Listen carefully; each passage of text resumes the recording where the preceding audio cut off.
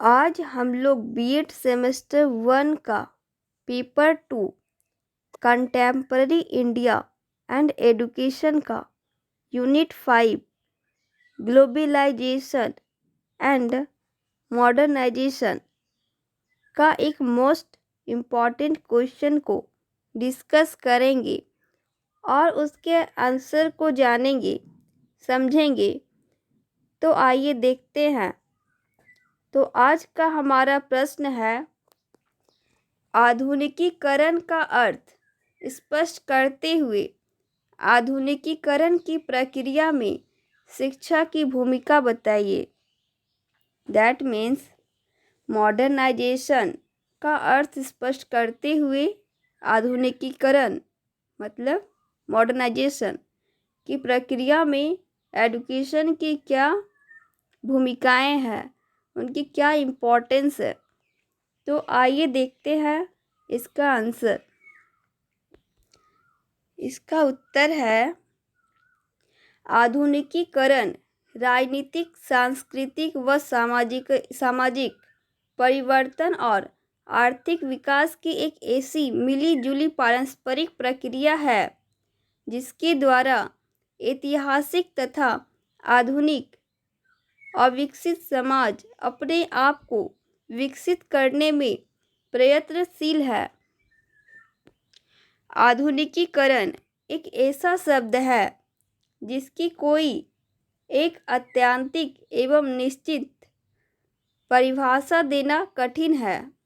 इसे हम एक निश्चित परिभाषा देने में हमें बहुत कठिनाई हो सकती है, क्योंकि यह एक निरंतर एवं गतिशील प्रक्रिया है।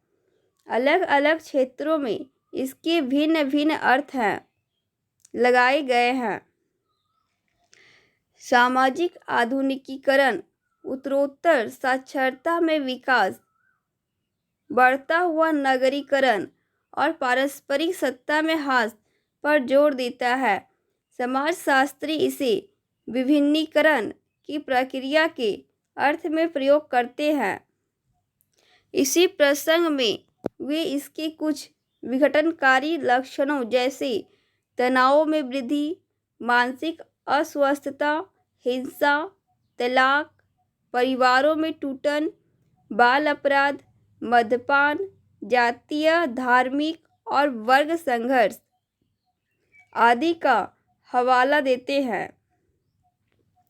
मोटे तौर पर यह एक ऐसी अति व्यापक प्रक्रिया का संकेतक शब्द है जिसके द्वारा एक समाज पारस्परिक या अविकसित संस्थाओं से ऐसी विशेषताओं जैसे नगरीकरण, औद्योगिकरण, लौकीकरण, परिष्कृत एवं उन्नत संचार या यातायात व्यवस्था, शिक्षा आदि की ओर बढ़ता है, जो अधिक विकसित समाजों की विशेषताएं हैं।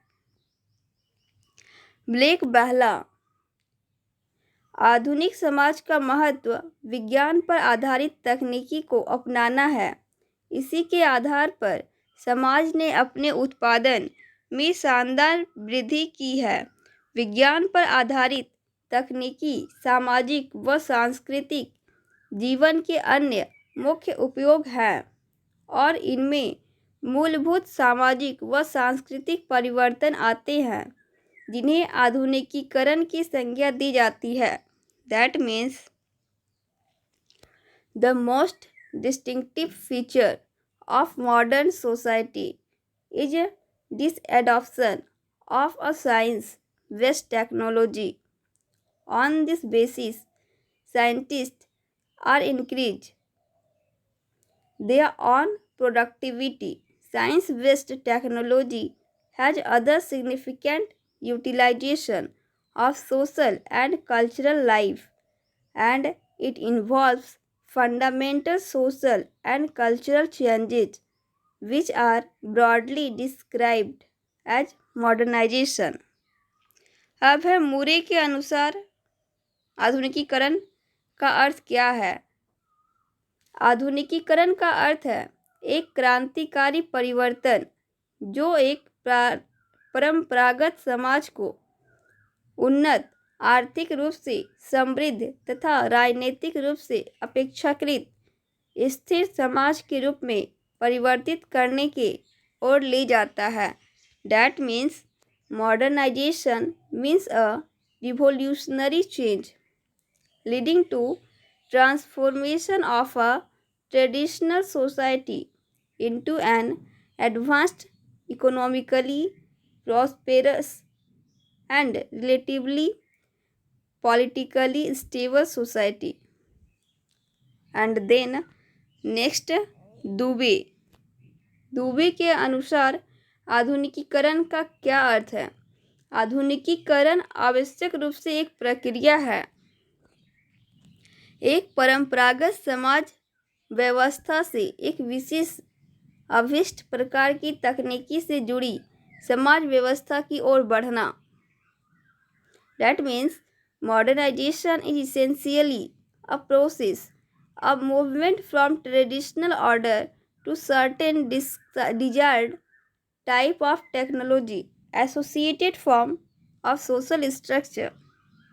That means मॉडर्नाइजेशन क्या है? आधुनिकीकरण आवश्यक रूप से एक प्रक्रिया है, एक परंपरागत समाज व्यवस्था से एक विशेष अभिष्ट प्रकार की तकनीकी से जुड़ी समाज व्यवस्था की ओर बढ़ना है। उपयुक्त परिभाषाओं के आधार पर कहा जा सकता है कि आधुनिकीकरण की निम्न विशेषताएं हैं। अब आइए देखते हैं इनकी क्या क्या विशेषताएं हैं। यह निरंतर चलने वाली प्रक्रिया है। इसके परिणाम सकारात्मक पॉजिटिव व नकारात्मक दैट मीन्स नेगेटिव दोनों प्रकार के हो सकते हैं। इनके द्वारा होने वाले परिवर्तनों का संबंध कृषि, शिक्षा, चिकित्सा तथा उद्योग आदि किसी भी क्षेत्र से हो सकता है। आधुनिकीकरण का संबंध केवल कार्य प्रणाली में होने वाले परिवर्तनों से नहीं है, वरन सोच में होने वाले परिवर्तन भी इसमें सम्मिलित है। इसका संबंध समय या काल विशेष के साथ न होकर व्यक्ति के दृष्टिकोण के साथ है। आधुनिकीकरण के लिए व्यक्तियों में परिवर्तन की इच्छा होना आवश्यक है। यह एक प्रजातांत्रिक प्रक्रिया है। केवल पाश्चात्यीकरण की आधुनिकीकरण नहीं है। यह एक परंपरागत समाज को तकनीकी से जुड़ी समाज व्यवस्था की ओर ले जाती है। यह प्रक्रिया व्यक्ति को भूत की अपेक्षा वर्तमान से जोड़ती है। इसके लिए व्यक्तियों का दृष्टिकोण क्रियात्मक व यथार्थवादी होना चाहिए। स्पष्ट है कि आधुनिकीकरण एक ऐसी प्रक्रिया है जो किसी भी समाज में अभिष्ट परिवर्तन लाकर उसे परिवर्तन की ओर अग्रसर कर सकती है। अब आइए देखते हैं आधुनिकीकरण के दृष्टिकोण। Approach of modernization that means आधुनिकीकरण एक ऐसी प्रक्रिया है जो प्रत्येक समाज में निरंतर चलती रहती है। समाज में होने वाली परिवर्तन इसी का परिणाम है। जो समाज अपनी पुरानी रूढ़ियों व परंपराओं से ही चिपके रहना चाहते हैं, वे प्रगति की दौड़ में भी पिछड़ जाते हैं। यही कारण है कि आज प्रत्येक व्यक्ति व समाज आधुनिक बनने के लिए तत्पर है। आधुनिकीकरण इस प्रक्रिया ने जीवन के प्रत्येक क्षेत्र को प्रभावित किया है। घर, शिक्षा, कृषि, चिकित्सा तथा उद्योग संबंधी क्षेत्रों की कार्य प्रणाली पर इसका व्यापक प्रभाव पड़ा है। यही नहीं, धीरे धीरे हमारी सोच भी आधुनिक हो रही है और हम पुराने विचारों के संकुचित घेरे को तोड़कर बाहर आ रहे हैं। अब प्रश्न उठता है कि आधुनिकीकरण है क्या? What is modernization? आइए देखते हैं इसका जवाब क्या है। आधुनिकीकरण का अर्थ, मीनिंग ऑफ मॉडर्नाइजेशन। आधुनिकीकरण को परिभाषित करना बहुत ही कठिन है। इस संदर्भ में कुछ मुख्य दृष्टिकोण प्रस्तुत हैं। सबसे पहला है सामान्य व्यक्ति का दृष्टिकोण, कॉमन मैन्स अप्रोच। सामान्य व्यक्ति आधुनिकीकरण को किस दृष्टिकोण से देखते हैं, आइए जानते हैं। सामान्य व्यक्ति के लिए इसका अर्थ है अपने लिए सुख सुविधा के साधन जुटाना और उनका प्रयोग करना। जहाँ तक एक अनपढ़ ग्रामीण व्यक्ति का संबंध है, वो औद्योगिकीकरण को ही आधुनिकीकरण का पर्याय समझता है। वह समझता है कि उद्योगों के विकास के कारण ही जीवन के स्तर में सुधार हुआ है। अब है समाजशास्त्री का दृष्टिकोण, सोशियोलिस्ट अप्रोच। समाजशास्त्री का आधुनिकीकरण को लेकर क्या दृष्टिकोण है? इनके अनुसार यह एक ऐसी प्रक्रिया है जिसके कारण हम विभिन्न समाजों में अंतर कर सकते हैं। अब है मनोवैज्ञानिक का दृष्टिकोण, साइकोलॉजिस्ट अप्रोच। दैट मीन्स मनोवैज्ञानिक मानते हैं कि आधुनिकीकरण के लिए आवश्यक है कि समाज के व्यक्तियों में नवीन परिवर्तनों को स्वीकारने की इच्छा हो और वे पूरे आत्मविश्वास के साथ इसके लिए प्रयत्न करें। इस प्रकार आधुनिकीकरण एक मनोवैज्ञानिक प्रक्रिया है। अब आगे देखते हैं अर्थशास्त्री का दृष्टिकोण, इकोनॉमिस्ट अप्रोच। इनका मत है कि आधुनिकीकरण एक ऐसी प्रक्रिया है जिसके कारण कोई समाज नई तकनीक का प्रयोग करके उपलब्ध साधनों का अधिकतम उपयोग करने का प्रयास करता है, जिससे आर्थिक विकास हो सके।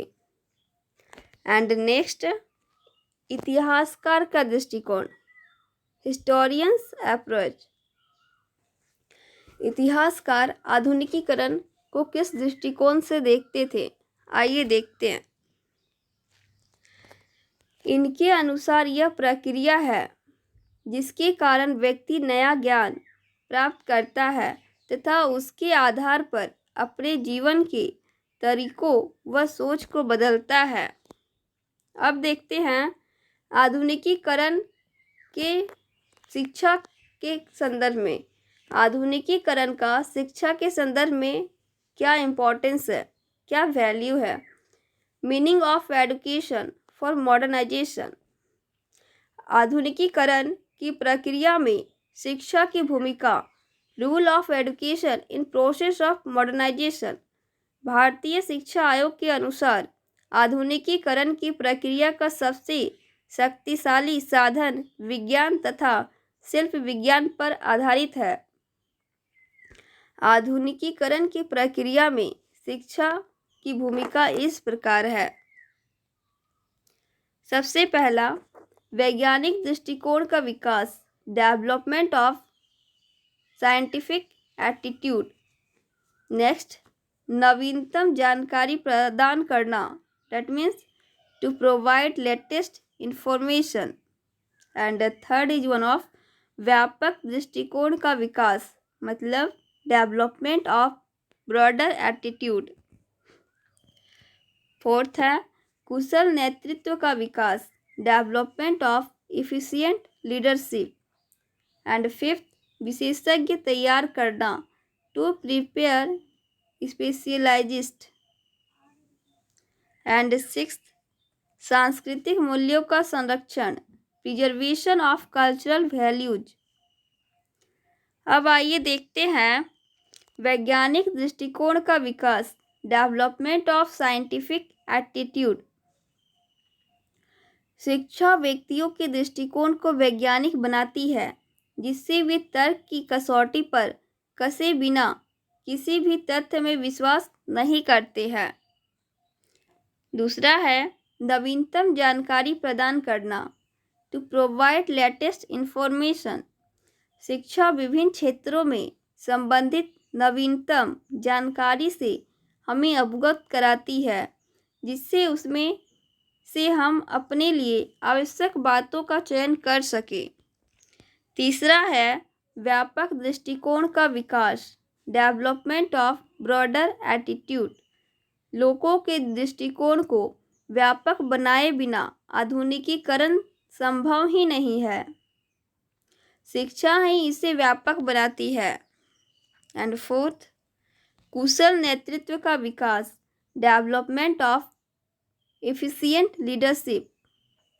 कोई भी समाज आधुनिकीकरण की ओर तभी बढ़ सकता है जब उसके पास लोगों का मार्गदर्शन करने वाला कुशल नेतृत्व हो।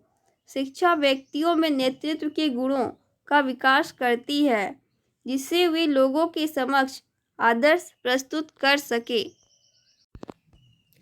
अब आगे है फिफ्थ, विशेषज्ञ तैयार करना, टू प्रिपेयर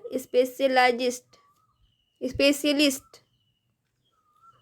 शिक्षा, कृषि, चिकित्सा, उद्योग तथा प्रबंधन आदि क्षेत्रों में ऐसे विशेषज्ञ तैयार करने का कार्य करती है जो समाज को अपने अपने क्षेत्र में आधुनिक बनाने में महत्वपूर्ण भूमिका निभा सके। एंड सिक्स्थ है सांस्कृतिक मूल्यों का संरक्षण, preservation of cultural values. That means आधुनिकीकरण का अभिप्राय यह नहीं है कि हम अपनी परंपरागत सांस्कृतिक मूल्यों को भूल जाएं। शिक्षा ही वह साधन है जो आधुनिकीकरण के साथ साथ हमें अपने इन पुराने मूल्यों से जोड़े रखती है जिससे हमारी अपनी अलग पहचान बनी रहे। आधुनिकीकरण की प्रक्रिया में शिक्षा इस महत्वपूर्ण भूमिका को देखते हुए यह प्रश्न उठता है कि आधुनिकीकरण के लिए शिक्षा के उद्देश्य को कैसे प्राप्त किया जाए। अब आगे देखते हैं शिक्षा देने की प्रक्रिया आधुनिकीकरण के द्वारा। Give the process of education by modernization. इसके लिए निम्न बिंदुओं पर ध्यान दिया जाए। पहला है पाठ्य विषय, उसका सब्जेक्ट्स क्या है। पाठ्यक्रम सहगामी गतिविधियाँ, को करिकुलम एक्टिविटीज पे। अध्ययन की भूमिका, रूल ऑफ टीचर। शिक्षण विधियाँ, टीचिंग मेथड्स।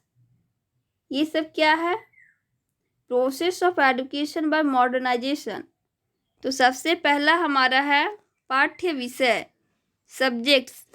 आधुनिकीकरण के लिए आवश्यक है कि शिक्षा संस्थानों में पहले से पढ़ाए जा रहे विषयों में ऐसी विषय सामग्री को स्थान दिया जाए जो लोगों की सोच को व्यापक व वैज्ञानिक बना सके, उन्हें विषय से संबंधित नवीनतम जानकारी दे सके तथा प्राचीन व नवीन में समन्वय बनाए रख सके। इसके अतिरिक्त निम्न विषयों को भी पाठ्यक्रम में आवश्यक रूप से स्थान दिया जाना चाहिए। सबसे पहला अंग्रेजी, विज्ञान, कंप्यूटर, संस्कृत, व्यावसायिक शिक्षा, मूल्य शिक्षा। English, science, computer, Sanskrit language, vocational education and value education. इन सभी को पाठ्यक्रम में आवश्यक रूप से स्थान दिया जाना चाहिए। अंग्रेजी, इंग्लिश, यह अंतर्राष्ट्रीय भाषा है। इसके ज्ञान के बिना व्यक्ति विश्व के अन्य देशों के लोगों के साथ आदान प्रदान में समर्थ नहीं हो पाता है और कुमंडूक बना रह जाता है, मतलब वो कुछ समझ ही नहीं पाता है। दूसरा है विज्ञान, दैट मीन्स साइंस। विज्ञान एवं वैज्ञानिक सोच आधुनिकीकरण का आधार है, अतः यह विषय कक्षा 10 तक अनिवार्य रूप से पढ़ाया जाना चाहिए। तीसरा है कंप्यूटर। यह आधुनिकीकरण की दिशा में महत्वपूर्ण भूमिका निभा रहा है। इसके ज्ञान के बिना व्यक्ति आधुनिक बन ही नहीं सकता है, अतः आरंभिक कक्षाओं से ही इसे पाठ्यक्रम में अनिवार्य विषय के रूप में स्थान दिया जाना चाहिए। एंड चौथा है संस्कृत भाषा। संस्कृत केवल प्राचीन सांस्कृतिक मूल्यों को जीवित रखने का साधन ही नहीं है, वरन विभिन्न विषयों के ज्ञान का ऐसा भंडार भी है जो किसी भी समाज की प्रगति का आधार बन सकता है। अतः इसकी उपेक्षा न करते हुए इसे भी विद्यालय पाठ्यक्रम में अनिवार्य विषय के रूप में रखा जाना चाहिए। पांचवा है व्यावसायिक शिक्षा, वोकेशनल एजुकेशन। शिक्षा संस्थाओं में विभिन्न व्यावसायिक कोर्स आरंभ करके उनके संबंधित नवीनतम जानकारी विद्यार्थियों को उपलब्ध करवाई जानी चाहिए। छठा है मूल्य शिक्षा, वैल्यू एजुकेशन। आधुनिकता के पीछे दौड़ता व्यक्ति कहीं नैतिक पतन की ओर न बढ़ने लगे, इसके लिए मूल्य शिक्षा भी अवश्य ही देनी चाहिए। अब है हम आगे देखते हैं पाठ्यक्रम सहगामी गतिविधियां, को करिकुलम एक्टिविटीज। निम्नलिखित सहगामी गतिविधियां आधुनिकीकरण की दृष्टि से प्रभावशाली सिद्ध हो सकती है।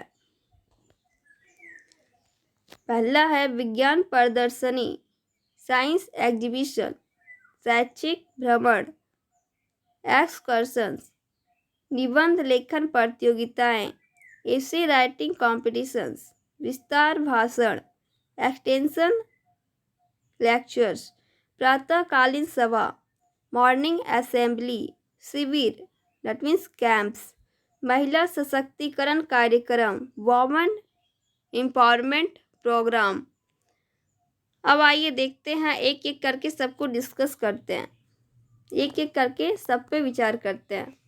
तो पहला है विज्ञान प्रदर्शनी, साइंस एग्जीबिशन। इनसे बच्चों को नए ढंग से सीखने, सोचने व कार्य करने की प्रेरणा मिलती है। दूसरा है शैक्षिक भ्रमण, एक्सकर्शंस। बच्चों को ऐसे वैज्ञानिक, तकनीकी एवं भौगोलिक दृष्टि से महत्वपूर्ण स्थानों के भ्रमण के लिए ले जाया जाए जहां उनके दृष्टिकोण को नवीन एवं वैज्ञानिक आयाम मिल सके। तीसरा है निबंध लेखन प्रतियोगिताएं, एसे राइटिंग कॉम्पिटिशन्स। नवीनतम एवं विचारोत्तेजक विषयों पर निबंध लेखन प्रतियोगिताएं आयोजित की जानी चाहिए। चौथा है विस्तार भाषण, एक्सटेंशन लेक्चर्स। विभिन्न क्षेत्रों में कार्यरत विशेषज्ञों को विद्यालयों में आमंत्रित किया जाए और उनके व्याख्यान के माध्यम से विद्यार्थियों को उन क्षेत्रों से संबंधित नवीनतम जानकारी उपलब्ध करवाई जाए। पांचवा है प्रातःकालीन सभा, दैट मीन्स मॉर्निंग असेंबली। प्रतिदिन होने वाली प्रातःकालीन सभा में विद्यार्थियों को ज्ञान विज्ञान के क्षेत्र में होने वाली नवीनतम खोजों व जानकारी से अवगत कराया जाए। छठा है शिविर, दैट मीन्स कैंप्स। एनसीसी व एनएसएस के अंतर्गत समाज सेवा शिविरों का आयोजन किया जाए और इनके माध्यम से जनसाधारण में व्याप्त रूढ़ियों व अंधविश्वासों को दूर करने के प्रयास किए जाए। सातवां है महिला सशक्तिकरण कार्यक्रम, women empowerment program. That means महिलाओं के प्रति लोगों की सोच को बदले बिना आधुनिकीकरण असंभव है, संभव बिल्कुल भी नहीं है। अतः महिला सशक्तिकरण कार्यक्रम आयोजित किए जाए, इससे महिलाएं अपनी क्षमताओं को पहचानेंगी व समाज में सकारात्मक व विकासात्मक परिवर्तन लाने में महत्वपूर्ण योगदान दे सकेंगी। अब हम आगे देखेंगे अध्यापक की भूमिका, रोल ऑफ टीचर्स। आधुनिकीकरण में शिक्षक की क्या भूमिका होती है? आधुनिकीकरण के प्रक्रिया में शिक्षक की जो भूमिका है, वस्तुतः यह शिक्षक की ही भूमिका है, क्योंकि शिक्षक के माध्यम से ही अपने उद्देश्यों को प्राप्त कर सकती है। आधुनिकीकरण के संदर्भ में शिक्षक अपनी भूमिका का निर्वाह अच्छी प्रकार से तभी कर सकता है यदि वह शिक्षण कार्य में रुचि रखता हो तथा शिक्षक के महत्वपूर्ण दायित्व को समझता हो, वह अपने विषय का विशेषज्ञ हो तथा तत्संबंधी नवीनतम जानकारी रखता हो, उसकी अपनी सोच वैज्ञानिक हो तथा वह परिवर्तन में विश्वास रखता हो, सृजनशील हो तथा हर उपलब्ध अवसर का लाभ उठाते हुए बच्चों को आधुनिकीकरण के लिए प्रेरित करे। वह बच्चों के समक्ष आधुनिकता का आदर्श प्रस्तुत करे। एंड नेक्स्ट इज वन, शिक्षण विधियाँ, टीचिंग मेथड्स। टीचिंग मेथड्स का अपना अलग ही योगदान है आधुनिकीकरण में। आइए समझते हैं। आधुनिकीकरण के लिए जरूरी है कि विद्यालयों में शिक्षण की नवीनतम विधियों का प्रयोग किया जाए। वहाँ टीवी, प्रोजेक्टर, कंप्यूटर तथा अन्य उपकरण उपलब्ध होने चाहिए जिनसे बच्चों को विभिन्न विषयों की नवीनतम जानकारी उपलब्ध करवाई जा सके। विद्यार्थियों को पुस्तकालय में नियमित रूप से जाने व पुस्तकों एवं पत्र पत्रिकाओं को पढ़ने के लिए प्रोत्साहित किया जाए। तो आज हम लोगों ने जाना, हम लोगों ने देखा आधुनिकीकरण क्या है, आधुनिकीकरण का अर्थ क्या होता है। आज का हमारा प्रश्न था आधुनिकीकरण का अर्थ स्पष्ट करते हुए आधुनिकीकरण की प्रक्रिया में शिक्षा की भूमिका बताइए। तो हम लोगों ने इस प्रश्न का उत्तर बहुत ही अच्छे से देखा, जाना और समझा।